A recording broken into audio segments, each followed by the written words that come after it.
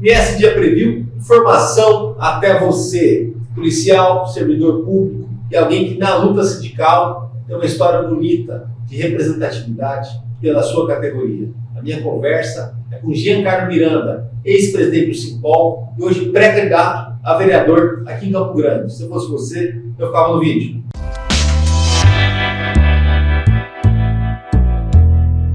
Seja bem-vindo. Bom te ter aqui, meu amigo. Obrigado, Danilo. E você tem uma coisa que eu acho bacana na figura pública e no pré-candidato, que é a bagagem, a história de ter já enfrentado uma briga, já ter enfrentado uma demanda e ter lidado com tudo que envolve a demanda na política, né? Porque quem está de fora, a maioria está de fora, né? Que nunca fez parte, às vezes, até de um sindicato, nunca fez parte de uma Câmara Municipal ou, de certa forma, de algum partido político, imagina que tudo é automático, imediato, como é no computador, quando a gente está no Instagram, passando o feed das notícias. E muitas vezes na vida, uma vitória demora-se meses, anos, mesas de negociação, paciência, conversar, as temperaturas também, saber lidar com tudo isso. E você, jovem, passou por tudo isso, defendendo uma categoria que, infelizmente, talvez é por isso que o Brasil é terceiro mundo, não valoriza da maneira que deveria valorizar, né? Seja bem-vindo. Queria até falar para ti sobre esse começo, de você jovem ali, perceber a chance de representar nessa categoria que sempre tem uma bronca ou várias broncas para lidar com o poder público, né? E são broncas reais, né? Que às vezes são proteladas de uma maneira assim, muito diferente até das outras categorias, né? Parece que tudo para o policial é mais sofrido. Obrigado, Danilo, mais uma vez. É um prazer estar aqui no MS em Dia. E realmente, né, eu sou um policial civil há mais de 20 anos. Com 6 anos de polícia, 5 anos, eu já tinha uma atuação sindical bem fortalecida. Não perdi uma assembleia do sindicato. Participava mesmo. Era bem atuante. Eu fui como lotado primeiro da Delegacia de Homicídios, eu fui para a DEFURV, Delegacia do Consumidor. E em 2009, 2010, estava na DERF. E na DERF, que era o centro ali de luta sindical, de pensar a Polícia Civil, de tentar buscar melhorar a Polícia Civil. E a gente tinha uma certa oposição aos dirigentes do sindicato na época. E eu acabei montando uma chapa para o Alexandre Barbosa, que na época foi o presidente, e aí voltava uma vaga, que era o diretor jurídico. Ele olhou, coloca seu nome. Aí eu entrei, era novo, era o mais novo da chapa. Que legal. Então eu acabei participando, o Barbosa foi eleito, aí eu acompanhei a reeleição do Barbosa também como diretor jurídico, e depois, em 2015, eu peguei o bastão. 6 anos, cara, participando diretamente. Isso. E foi credenciado pela questão da participação, né? Aí eu peguei o bastão do Barbosa, 2015 a 2021 fui presidente.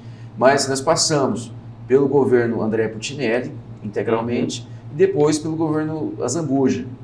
Então a gente teve experiências aí de negociações salariais, de debates, às vezes muito acalorados com o André Putinelli, depois com o Reinaldo Azambuja. A princípio eu tinha uma proximidade muito grande, porque na época, de certa forma eu digo que foi equivocado, o sindicato não abriu muitas portas para o então candidato Reinaldo Azambuja. E eu, juntamente com outros policiais, abrimos as portas, houve uma reunião na minha casa, né, a gente trouxe policiais, o Reinaldo ali, ele firmou alguns compromissos. Puxa, se não é isso? E ele, até então, ele era o terceiro colocado nas pesquisas. E aí ele foi eleito. Na hora que ele foi eleito, a proximidade aumentou, né? E aí, na transição, participei de algumas ações e ainda não era o presidente do sindicato. Aí virou 2015, ele assumiu, no setembro tivemos a eleição do sindicato.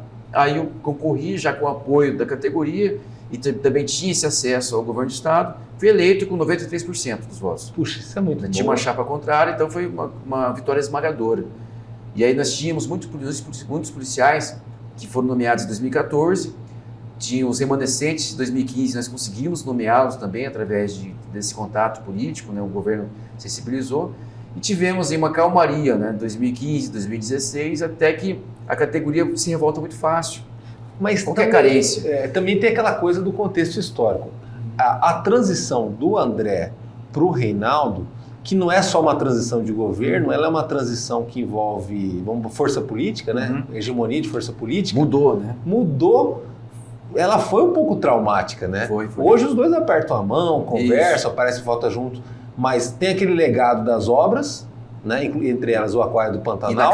Inacabadas, que gera até um programa de governo, e aí toda a prioridade é isso, é tijolo, é resolver as coisas, as pontes também, e tem naquele momento o ajuste de contas da máquina do Estado, que hoje está redondinho, mas naquele ano sofreu muito, e aí sofre as categorias. Né? E o André tinha deixado já o aumento para 2015. Aí o Reinaldo assumiu e falou, poxa, esse aumento aqui não consigo pagar. Tudo achava que era pegadinha, né? Vou ter problema com isso. E aí e um aumento não muito significativo. Na verdade foi 2015, o André deixou para dezembro de 2014, que o impacto seria na folha de janeiro, já do próximo governador, que foi o Reinaldo. E ele não conseguiu dar a inflação em 2015.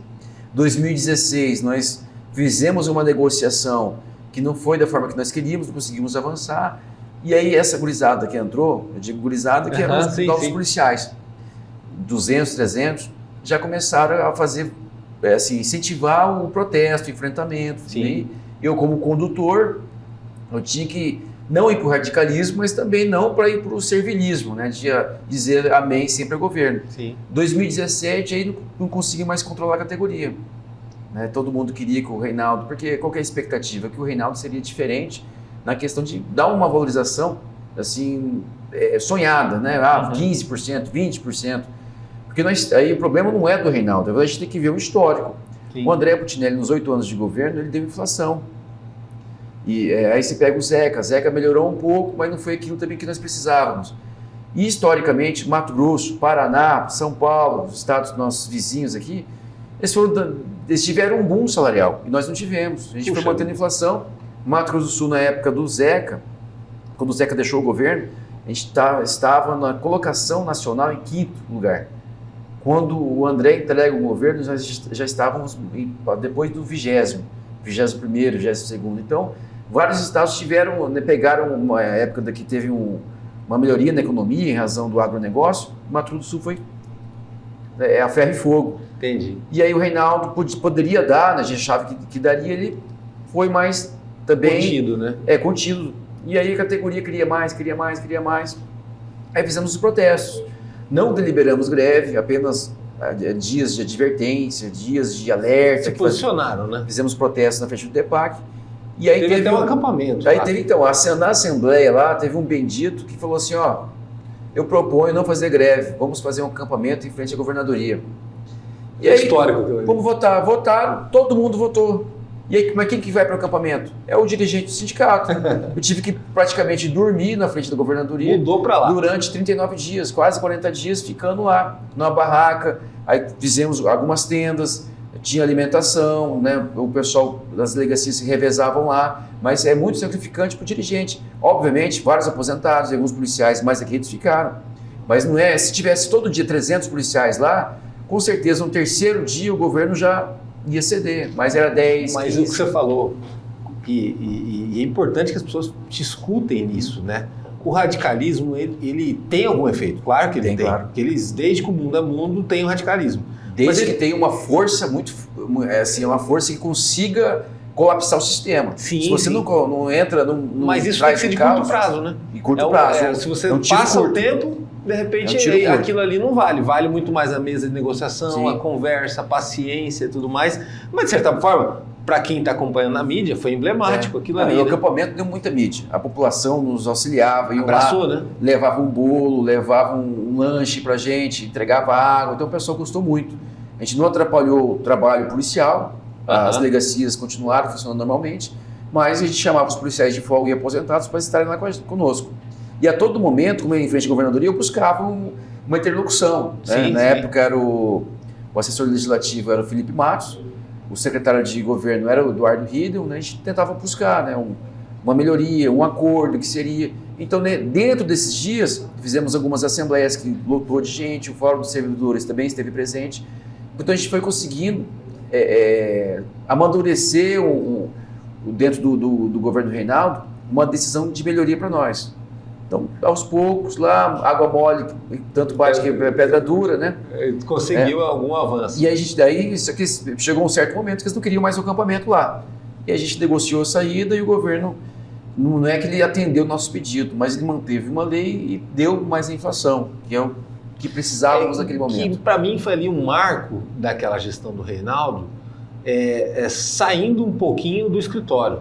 Porque eles pegaram os 3 primeiros anos, foram só para a planilha, né, arrebentaram o Estado em muita coisa, inclusive aquele aumento de impostos de 2016, e depois quase que não se reelege, né? Porque cria uma impopularidade muito complicada, né? Porque além disso, teve a reforma previdenciária. Sim, naquele meio. Que deu quebração de 2017 também, e estávamos lá na linha de frente. Sim. Tivemos enfrentamento com o batalhão de choque da Polícia Militar, né? Que ainda bem que nós tínhamos vários policiais civis da linha de frente, conversamos com os colegas da Polícia Militar para não entrar de forma abrupta, né? Mas teve toda aquela mobilização dentro da Assembleia Legislativa, infelizmente houve aquele atropelo lá, mas mesmo assim o projeto passou, foi aprovado. Então ali a gente teve o problema primeiro rompimento da Previdência nossa. Aí depois o governo Reinaldo ainda aumentou a alíquota, que atingiu os aposentados, que até hoje, não sei se acompanham, eles vão na Assembleia Legislativa até hoje para reduzir esse percentual, porque o aposentado, geralmente, ele é chefe de família. Essa é a realidade nossa. E ele tem o salário dele praticamente todo consignado. Vamos discutir se o salário dele é mal administrado ou bem administrado, mas essa é a realidade. E aí, alguns não pagavam. Até o teto era R$5.000. Até o teto não pagava a alíquota previdenciária. Hoje, se paga 14% acima de um salário mínimo. Então, o impacto foi de R$1.000 de uma vez só, R$1.200. E até hoje, muitos aí estão com a corda no pescoço. E aquela sensação, né? Poxa, eu servi, eu atendi o Estado, eu estava ali, eu fiz coisas importantes e depois não tive como ser atendido. Agora, a gente está falando de outros estados, né? Você deu o exemplo de estados vizinhos aí, onde teve sim uma valorização. Falam muito hoje em dia do estado de Goiás, né? Onde segurança pública está sempre muito na pauta, muito em voga, né? Mas eu tinha conversando com um amigo do Ceará, ele falou assim, aqui é o céu, você tem a sensação de segurança, você não sabe o que é na minha terra, onde você já não tem mais isso. Eu falei, o que é a sensação de segurança? É você andar na rua e de repente não tem alguém sendo morto. Sim.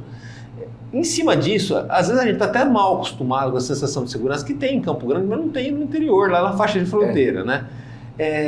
Na Joaquim Murtinho, do nada, um colega de profissão ser morto ali, numa situação ali, conduzindo ali um preso. Dois colegas, né? Isso, aquilo te emocionou muito, né? Porque, puxa, ali fica aquela coisa. Claro que é um momento, aquela coisa muito rápida, né? Onde o bandido acaba criando uma vantagem para si e tudo mais.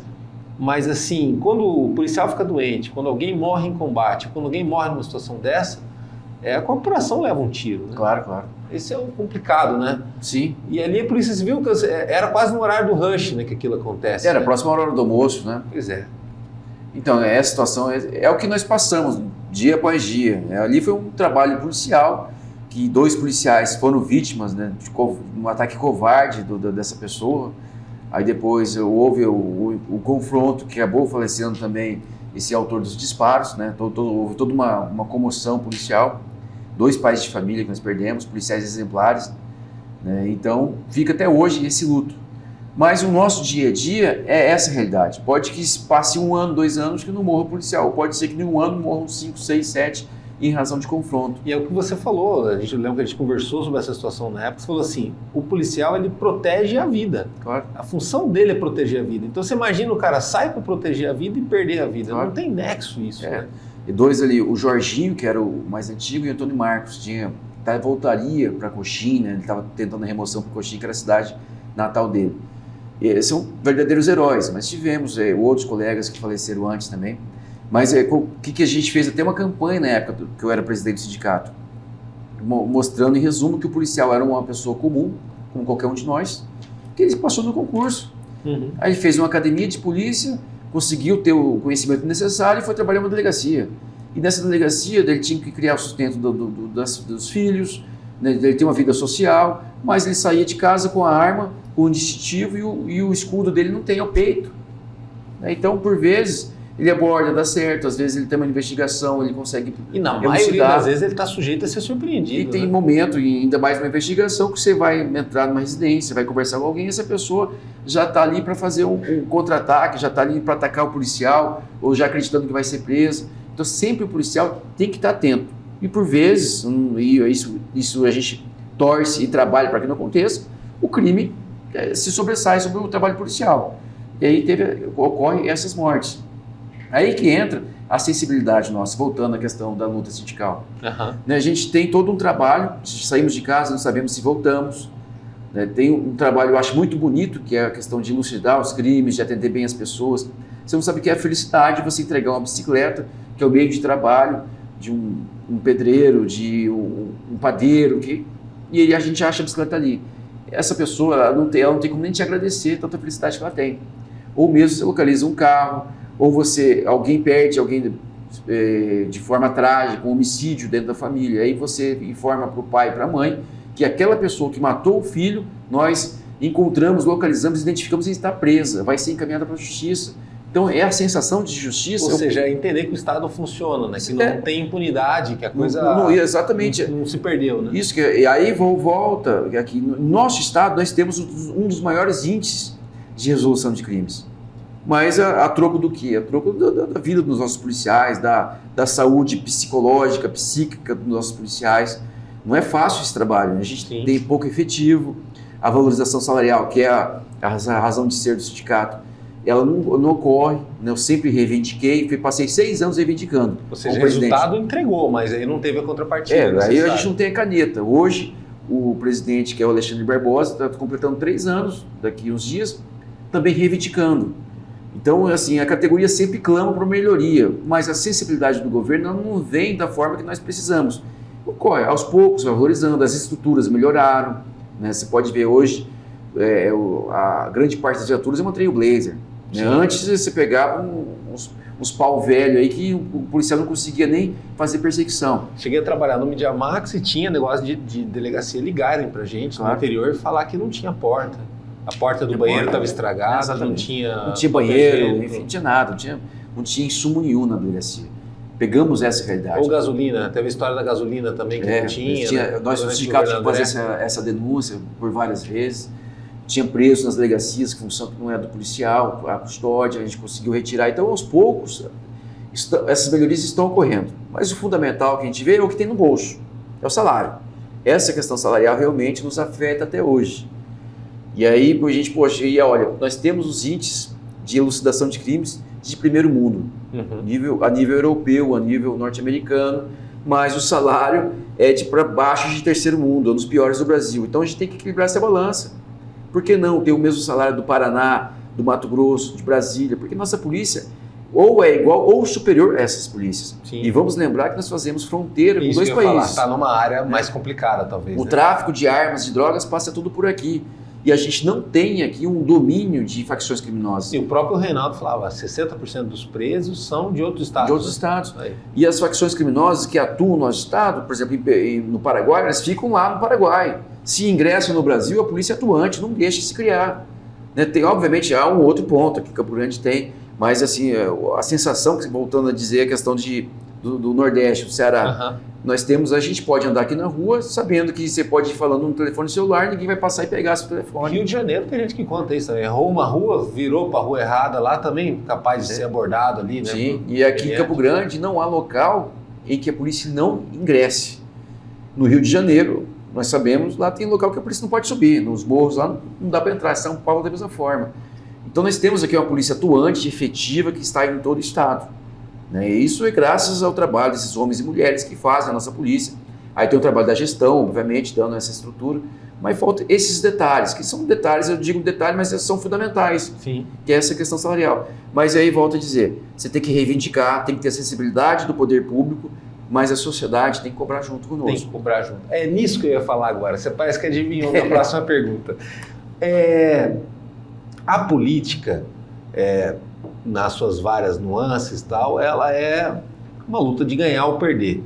Né? Não pode ser só isso, né? Como está hoje em dia na polarização, a gente tem tido aí situações até de extremismo, né? No Congresso. Desnecessários, né? Vão ter que criar um dispositivo ali para evitar que o pessoal não se mate, né?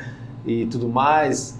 Enfim, mas isso que acontece lá transfere para os municípios, né? E que nem você falou, o policial ele é uma pessoa comum, né? Você fez o curso de Direito, depois ingressou na carreira policial, aqui no Mato Grosso do Sul, das Forças de Segurança. Mas como advogado também atenderia todo mundo, ou claro que às vezes uma determinada área, mas teria que ter uma visão panorâmica das coisas. Tendo esse belo trabalho, essa jornada sólida, correta, madura, que você pôde ter no Simpol e na sua luta sindical, que vai muito além de cargo e tudo mais ali.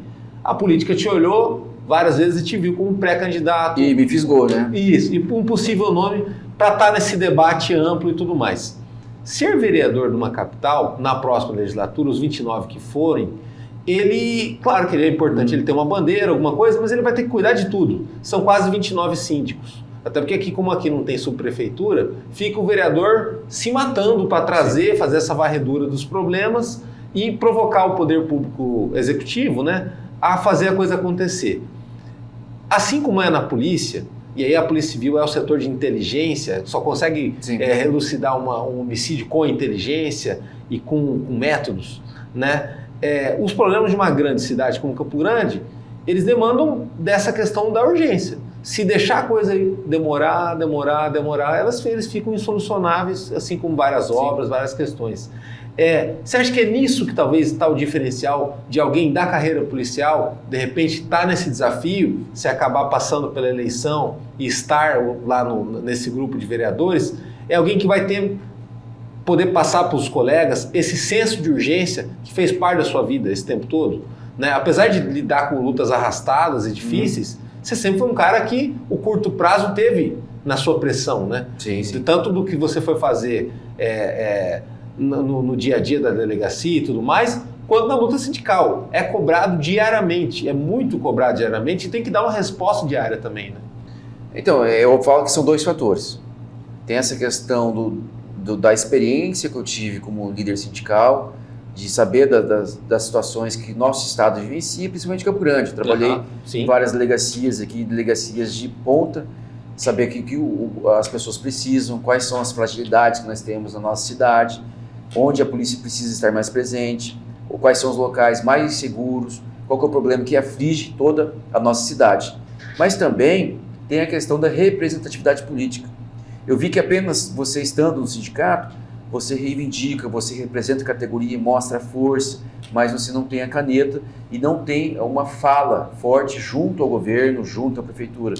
E tendo um representante, mesmo sendo no município, e aqui em Campo Grande, um representante dentro de Campo Grande, como vereador, ele se equipara até um deputado e algum prefeito das cidades menores.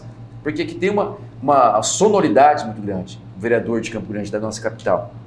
Você consegue dialogar de igual para igual com o deputado, pedir agendas com os secretários do governo e fazer interlocuções, que é o trabalho efetivo do vereador, dentro da Câmara Municipal, junto ao Executivo Municipal, junto à Prefeitura de Campo Grande, para a melhoria nos bairros. E olhar fazer aquela coisa completa, porque a segurança pública, às vezes as pessoas discutem segurança pública sem entender, mas tudo interfere na segurança pública. E o olhar clínico, porque a iluminação pública é um problema de segurança pública, né? A falta de escola naquela região é um problema de segurança pública, a falta de uma praça é problema de segurança pública. Onde não há um ginásio de esportes é problema de segurança pública, porque onde você não dá oportunidade para as pessoas fazerem uma atividade lúdica, uma atividade de esportes, desempenharem um trabalho intelectual, como ir na escola, você possibilita que a violência tome conta daquele local. O Campo Grande não era assim.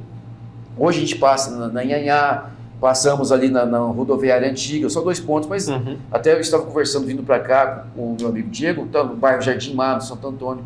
Então, vários pontos aí que há usuários de drogas, pessoas traficantes nas esquinas. Antigamente o tráfico era escondido, agora está aberto, né? E aí temos pessoas fazendo uso de drogas a céu aberto.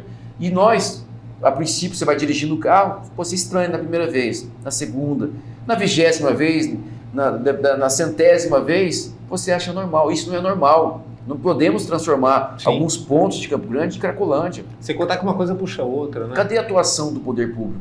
O que a prefeitura tem feito para tratar dessas pessoas? Porque é um problema de segurança e de saúde pública. Sim. Então eu vejo que hoje em dia são raríssimos os vereadores que tocam nesse assunto. A prefeitura não fala sobre isso. Fica aquele problema, todo mundo ignorando. Vamos empurrar. E não é dessa forma. E quantas famílias aí estão sendo afligidas com esse problema de ter um ente familiar no mundo das drogas? E quantas outras famílias tiveram alguém que está ali envolvido, seja no tráfico, ou seja nessa questão de ser usuário de drogas, e foram vítimas de um roubo, de um furto, porque as pessoas precisam custear o vício. Sim. Aí esse furto de fios de cobre, vai troca lá num lugar de sucata para comprar droga. Né? Um furto numa residência, pega uma TV, o cara já chega lá na boca de fumo, troca a TV numa droga. Esse é o trabalho que nós temos que ter, para que a gente busque tratar essas pessoas, busque ter uma polícia dali próximo, no nosso caso, a Guarda Civil Metropolitana, com postos ali, e além disso, tem a assistência social da prefeitura atuando de forma conjunta. Até para aquilo não voltar, né? Que você soluciona o problema, você soluciona e a a gente volta, né? buscar programas de internação compulsória. São temas sensíveis que eles devem ser tocados. Então, o olhar de um profissional da segurança pública para Campo Grande é fundamental, mas não olhar aquele apenas de você falar só, vamos trazer segurança, não, um olhar de propostas efetivas e de melhorias para a nossa cidade. É isso que eu busco trazer. A experiência sindical, a experiência de reivindicar melhorias para os policiais civis, e aí fala, você pensa numa classe? Não. Se eu tiver um policial civil valorizado, um policial civil reconhecido, ele tem o dever e a obrigação de entender bem as pessoas. Já tem, mas ele vai ter uma responsabilidade duplicada e triplicada. Por exemplo, em Brasília, né, no Senado e na Câmara dos Deputados, é muito mais forte a mídia referente às frentes parlamentares e as bancadas. Sim. Né? Praticamente, às vezes as bancadas elas se comportam como partidos, né? Pela forma orgânica, como todo mundo pensa e age e tudo mais. É claro que nos municípios, não só em Campo Grande, quem estiver assistindo a gente de outro lugar, dentro da Câmara você tem as comissões, para o projeto de lei ir para o plenário, sim. Passa pelas comissões, existe, claro, a Comissão de Segurança Pública e tudo mais. Mas você ter pessoas, representantes, que lá cria uma ideia, uma espécie de frente, uma bancada da segurança pública, para que esse assunto ele não fique tendo intervalos, ele seja frequente, de se abraçar desafios. Esse é uma situação que a gente precisa avançar, né? Porque realmente, assim, vale até a pesquisa para quem estiver no computador, se olhar lá no site da Câmara ou se olhar nos próprios jornais de mais circulação da gente, você não vai ver com muita frequência mesmo esse assunto sendo tocado, ou quando se abraça um abraçando, dois, você não tem aquela força. A continuidade. E o problema está no nariz da gente, né? Você vai na Ernesto Gás aqui, você tem usuário de droga. Não tem uma continuidade dessa pauta de segurança pública. Né? Então a gente tem que criar dentro da nossa Câmara Municipal uma bancada, mas assim, algumas lideranças que tenham como norte a segurança pública. Que fala que a segurança pública ela é ligada umbilicalmente com tudo, com a infraestrutura, com a educação, com a saúde, com a cultura, com o esporte. Então não pode falar de cultura sem falar de segurança, não pode falar de educação sem falar de segurança. Então ela tem que ser uma pauta permanente. Agora, assim, será que da política, no caso, não existe um certo medo de dar poder para quem é da segurança pública? Porque a luta sindical de quem é dessa área, você viu isso no Simpol, é uma luta sofisticada, né? E de gente que tem muita paciência, né? Você lidou com concurso que não chamaram gente, você lidou com questão dos aposentados, lidou com a questão salarial, lidou com a questão de estrutura de trabalho, né, tudo mais. Então, assim, não é uma questão só, não é um ponto só. Geralmente, quem bem abrangente, quem é da área de segurança, quando entra num mandato, vamos supor, legislativo, ele não vai passar incólume, né? Ele vai ser visto, ele vai se envolver em várias coisas lá, tudo mais. E talvez assim, esse primeiro passo, esse primeiro desafio é o mais difícil também, né? Porque existe um certo, tanto da categoria de lançar um monte de candidato uma vez só, né? Eu acredito que vão ser mais ou menos uns 15 que vão vir. Eu acho que entre profissionais de segurança pública, sim, policiais militares, civis. Em vez de afunilar, né? Em alguns nomes, que é importante, né? A gente busca isso, né? Mas aí quando você entra nessa questão de fazer uma composição, de somar as candidaturas, cada um tem um interesse. Cada um tem um interesse. Que é errado, né? Então, a coisa não avança, né? Pensar mais no coletivo. Pensar no coletivo. Quanto da própria polícia, da política, ter aquele receio de ter um policial lá dentro, né? Você fala, o cara que combate a corrupção tá dentro aqui do negócio, mudou o ambiente. Os acordos por aqui vão acabar, né? Não, vai ter que falar em voz baixa, né? Mas, claro, com certeza, você vai ter lá uma plenária ou uma reunião que tiver numa sala tal. Tá o Jean, não vai ter coisa errada, não vai ter como. Você tá ali, você tá de olho, e por mais que esteja, caso venha acontecer, né? É uma grande possibilidade. Exercer o mandato, não vai deixar de ser policial, claro. E a atividade policial vai estar no teu coração, sim, sim. É o que te levou até lá, o que você viveu também. Tem esse pouco receio, eu já perguntei para quem é policial e chegou a estar também no legislativo e fala, realmente, às vezes a resenha está acontecendo, eu chego perto e o assunto muda. Só silencia, né? Mas a população podia investir mais nisso, viu? Eu acho que ajudaria bastante. Claro. Na verdade, o combate à corrupção se daria com pessoas que combatem a corrupção dentro da própria Câmara Municipal, Assembleia Legislativa, né? Sim. Enfim, Câmara Federal. Mas você tem que ter pessoas da segurança pública nesses locais. Tem que estar de olho de perto, né? Porque é lá que acontece, né? Porque o nosso dia a dia é combater o crime.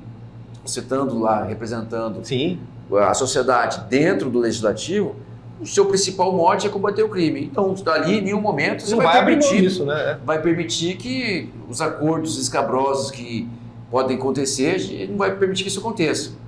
E aí eu falo, o temor pode ser dos parlamentares que ali estão. Poxa, vou deixar algumas pessoas da segurança pública adentrarem aqui? Não dá. Mas aí eu acho que eu vejo uma sintonia muito grande, um povo aqui de Campo Grande, o nosso estado, o Brasil inteiro. O pessoal está cansado, não aguenta mais a mesmice, as mesmas pessoas, a coisa não dá, né? Os profissionais da política. Na verdade, eu quero estar lá, se for aprovado na convenção, mas para fazer o diferente. E fazer algo que eu sempre busquei fazer dentro do sindicato. Ouvir as pessoas, saber dos seus problemas, buscar resolvê-los. E além de reivindicar, agora eu vou ter a oportunidade de resolver, porque com projetos a gente pode resolver a vida das pessoas. Projetos que sejam da nossa competência. Então, ali dentro do trabalho legislativo, você pode ter o enfoque da segurança pública, mas o enfoque da periferia, que é o principal. Vamos pensar uma Campo Grande de fora para dentro, né? Não é apenas no centro da cidade. E a polícia, no caso, milhares de pessoas estão nessa profissão, a gente está tendo a oportunidade de ter você aqui e representando todo mundo, né? Pelo que tem na vida, tem na história, mas a polícia ela não lida com brincadeira. Sim. Ela tem assuntos sérios e ela tem sempre urgência de ter que resolver, né? Eu acho que a política brasileira, nos municípios, agora vai ser a chance da gente pensar sobre isso, ela precisa desalienar mais, né? Porque a gente fala tanto da corrupção, realmente tem a corrupção, os esquemas, as estruturas, que às vezes até para a polícia é difícil entender o que aconteceu ali, fala, pelo amor de Deus, mas que rede é essa? Como que ela se comporta e tal? Aí é um trabalho para desvendar aquilo. Mas tem também a corrupção da burrice, né? De ficar refazendo o mesmo trabalho várias vezes, de ignorar problemas, que é uma questão coisa de enxugar o gelo. Isso. Nunca que resolve. Aí nisso precisa também ter alguém que fala assim, gente, não estou acostumado com isso. No meu trabalho eu sou provocado e eu entrego. Isso não pode acontecer. Tem que ter essa voz ali, porque no fundo é um colegiado, né? É uma equipe, com cada um com a sua categoria, cada um com a sua idade, cada um com o seu partido. Mas no fundo os 29 tem que entregar alguma coisa, né?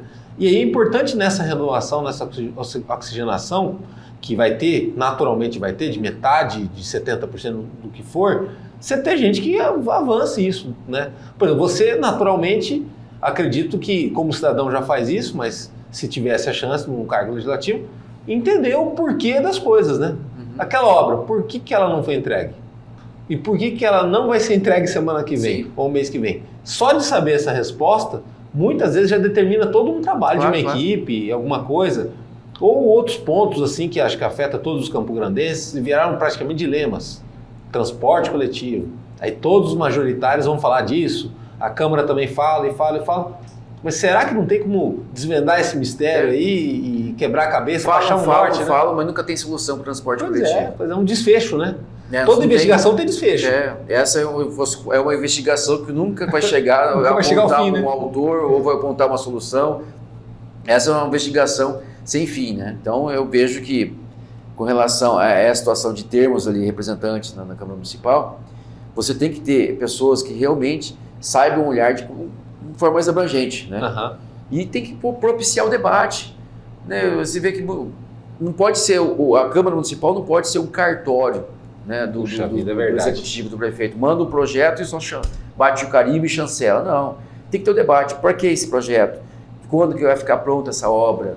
Qual que é a previsão? Que tudo é tem dinheiro, multa, né? não tem multa? É. O que a população vai ser atendida através disso? Qual que é o objetivo? Essas indagações têm que ser feitas e de forma transparente, porque é ali no legislativo que a população vai ser informada.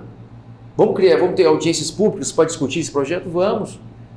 Eles não precisam ser assodados, levar no dia 30 de dezembro, aprovado no dia 31 para já virar o ano, pronto. Não, será que assim. não tem alguma coisinha para melhorar, para mudar, né? Aí é a função do vereador, né? Vamos propor emendas, é possível. Então eu vejo que nós temos que estimular o debate, né? Quem ingressar na Câmara Municipal tem que debater, tem que ir para a tribuna, questionar, fazer proposições, e debater de forma solicitações, positiva, né? claro. Porque assim, quando no caso, hoje o Alexandre, mas foi lá atrás o Jean, ele vai até um governante para debater questões, antes disso debateram muito com ele, né? Claro. Com vocês no caso, né? E a pressão sindical ela é gigante, né? E hoje... A categoria chega cobrando ali, às vezes assim, eu imagino que devam ser reuniões bem acaloradas, Não, né? sim. Para você, assim, antes de ir, você já vai bem preparado. Antigamente as reuniões dos sindicatos falavam, deixa a arma aqui fora, senão vai dar problema. Mas não, graças a Deus nós temos há discussões, né, às vezes muito acaloradas, né, assim, que envolvem até de cunho pessoal, mas sempre no final a gente consegue agregar um respeito ao outro, né, depois de encerrada a discussão. E a coisa andar, né? E a coisa andar. E aí, voltando à questão do legislativo, nós temos que ter na política pessoas que vão lá e façam um debate com proposições, busquem a transparência do serviço público, mas não podemos fazer o que está acontecendo hoje, se for da Câmara Federal. Uhum. E aqui também tem muita gente copiando. O pessoal vai lá né? para fazer um debate, para ter like. Já chega com o representante da imprensa fazendo um selfie desse parlamentar e ele fala uma frase de efeito para publicar na rede social. E essa frase de efeito, o debate sai do físico, onde vai estar a assinatura, vai para o campo virtual, né? E ali em nenhum momento ele consegue finalizar a fala dele ou propor alguma coisa, é somente aquele recorte. E esse recorte viraliza. Mas aí o que aconteceu? O que aconteceu com o projeto? Vai ter uma solução? Vai ser encaminhado? Foi aprovado? Não foi aprovado? Nada fica definido. No fundo, uma política de likes. Fundamental você falar isso, né? Porque o que acontece? A grande transformação, a transformação possível, ela está no mundo real, né? Claro. Ela está no concreto, ela está... assim como os grandes problemas estão no mundo real, eles não estão no campo virtual. O campo virtual é importante para difundir ideias, para a informação chegar, né? Tem caminhos diferentes hoje em dia, mas o grande problema uma plenária, uma assembleia, uma coisa é real, audiência pública, né? Nós temos que fazer entregas, não é simplesmente conseguir likes, fiz uma fala bonita. Acho que a fala bonita não resolve. Nós temos que ter ações efetivas, concretas.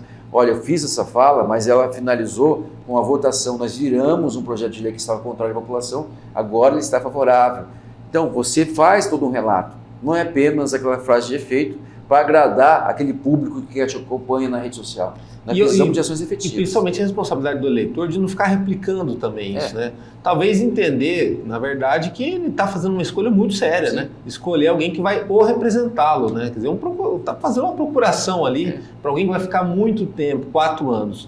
Agora, assim, te assusta um pouco, ou te preocupa? Como que você enxerga essa verdadeira maratona São Silvestre, que é uma possível eleição para a Câmara Municipal? Porque quando abrir aí, né, são 45 dias. Os certames, né, são 45, 37 que é a correria, né?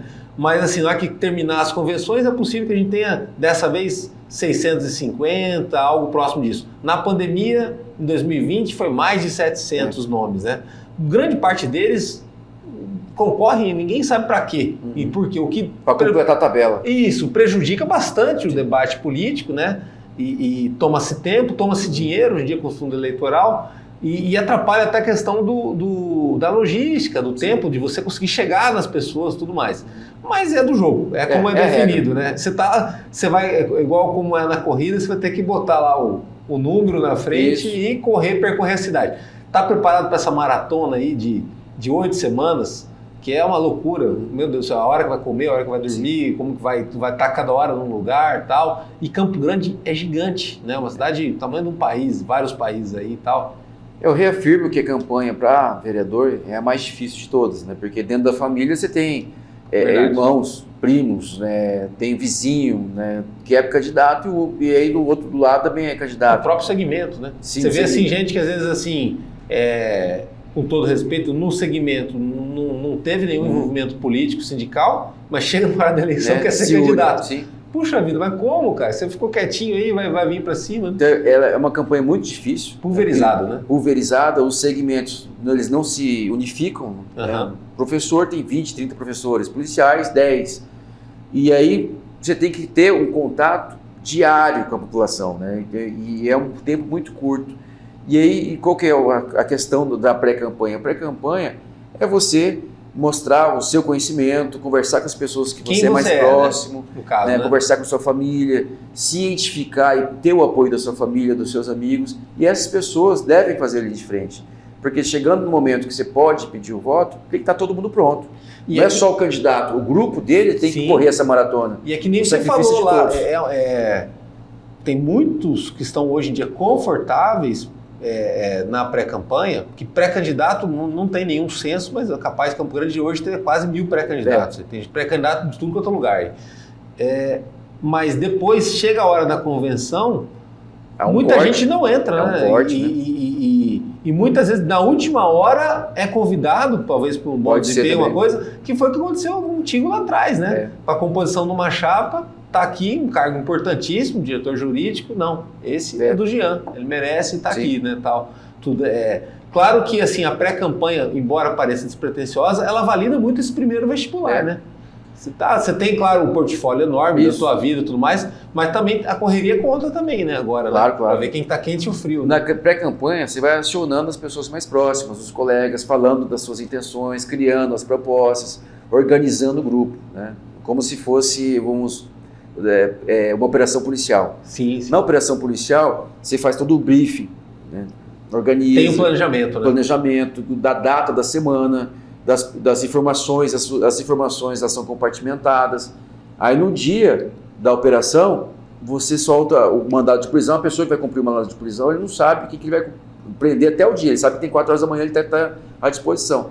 Então, e aí na operação policial tem toda uma organização que vem do chefe da investigação, das pessoas que estão pensando em investigação, e depois de todo o grupo policial que vai executar, fazer a busca, a apreensão e a prisão. E a pré-campanha é isso. Você faz uma organização, organiza o seu grupo, já deixa tudo pronto para as pessoas saírem, e aí colocando como na campanha em si, como digo, a deflagração da campanha como se fosse a deflagração da operação. Porque, por exemplo, assim, vai ter lá os 29 que ganham, tem os suplentes também que batem na trave, também são muito importantes e tal. Mas no fundo, a grande beleza da democracia é essa, né?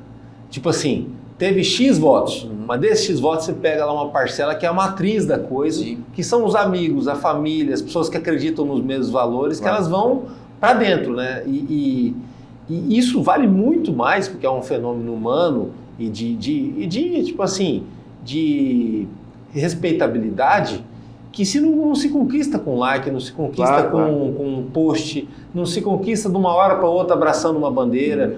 Muitas vezes ali está em jogo a história. Claro que tem um ou outro que consegue furar essa bolha, vira um fenômeno na internet, entra e tal, mas ali eu acho que a grande oportunidade que o eleitor sul-mato-grossense de Campo Grande vai ter é poder analisar histórias. Você vai com uma história pesada possivelmente para a convenção e depois para o período de campanha. Até porque, assim, viver tudo isso que você viveu demandou tempo e você teve acesso a uma experiência que é rara, né? E principalmente estava disposto a aprender com muita humildade, muita tranquilidade, né? Tudo mais, né? Eu acho que ver perfis como o seu é muito legal para as pessoas analisarem. É importante até olhar vários perfis. Por quê? O que acontece? Quando a gente vai contratar alguém para a nossa empresa, ou na nossa casa, ou vai chamar alguém para a festa, você faz a escolha, faz a triagem, faz consciente. Por que na hora de votar tem gente que ainda pega o santinho do chão, tem gente que ainda escolhe, tu dá um número aí, vai para uma loteria praticamente, e depois nem sabe ou nem lembra quem escolheu, né? É super importante. Você optou pelo lado mais difícil, que é os amigos, o trabalho, a biografia e tudo mais, é o que tem feito, né? Mas não tinha como ser diferente. Alguém que é da polícia, alguém que lida com assuntos tão sérios, que enfrentou a criminalidade, botou a vida em risco, não tem como ser de outra forma, né? 2020, depois desse devaneio que foi a política brasileira, da polarização, você acha que a gente volta a botar um pouquinho o pé no chão e ficar melhor para o debate, ficar melhor no critério de escolha, diminuir, deixar um pouquinho de fora essa raiva também que fez a abstenção explodir no Brasil todo? Você acha que chegou a hora? Na pandemia não deu para fazer isso, claro. Tava todo mundo muito avoado, né? Com o que aconteceu. Eu acredito que agora em 2024 nós temos plenas condições de fazer um debate mais consistente. E como você disse, as pessoas analisarem o currículo dos candidatos, né? O histórico dele, né?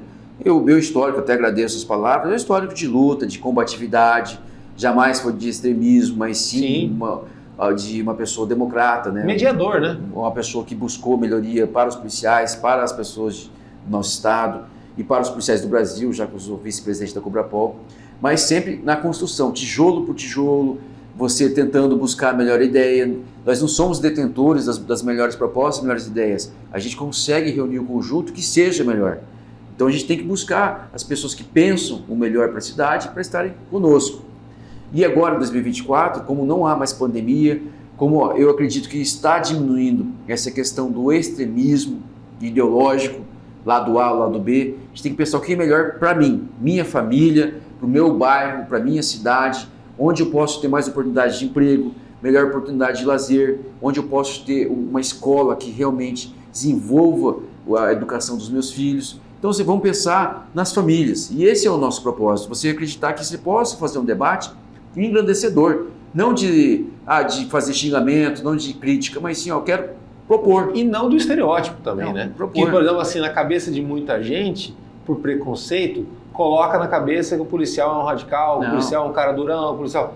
Pô, o policial muitas vezes é o cara mais calmo do negócio. Sim. Quando ele chega numa casa lá que tá tendo um problema lá de violência doméstica, muitas vezes é ele que acaba apaziguando a briga e dando um encaminhamento do que vai ser daquilo ali e tudo mais, né? Por isso eu tenho que ter muito sangue frio. Pois é. A gente passa por, assim, né, no período que eu atuei, você vê crimes mais horrendos possíveis, né? Crime com crianças, morte de mulheres, você vê a questão do tráfico, como que ela é uma situação social degradante também, né, quando as pessoas são usuárias. Ele se infiltra numa região, né? Ele toma uma região se infiltrando aos poucos, né? Como se fosse uma lama. Latrocínio, enfim, você vê esses crimes que realmente nos machucam, nos ferem, e você tem que ter uma imponência de não fazer aquela reação que qualquer um poderia fazer, de pegar e atirar na pessoa sem ela te agredir também, sem ela causar uma injusta agressão. O policial tem que fazer a detenção.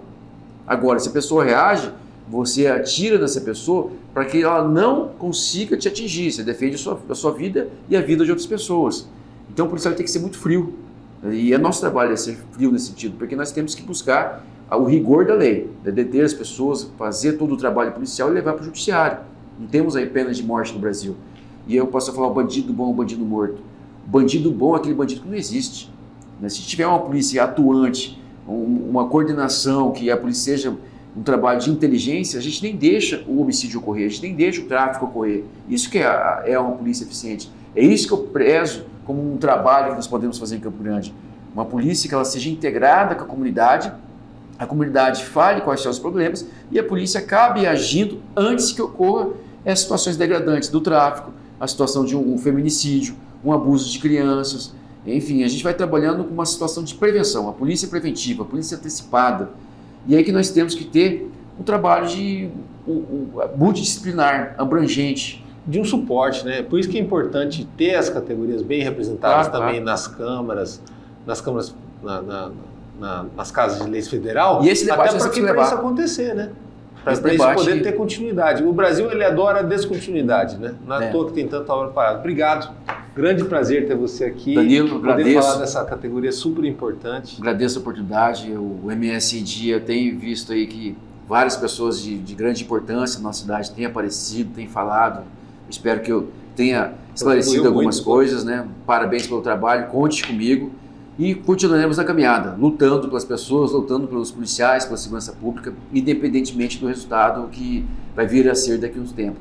Mas a luta continua e conto contigo também, tá? Obrigado. E acompanhe nosso trabalho no www.msdia.com.br. No YouTube tem os cortes, as entrevistas completas, também muita coisa no Instagram, no Facebook do MS Dia. Até a próxima.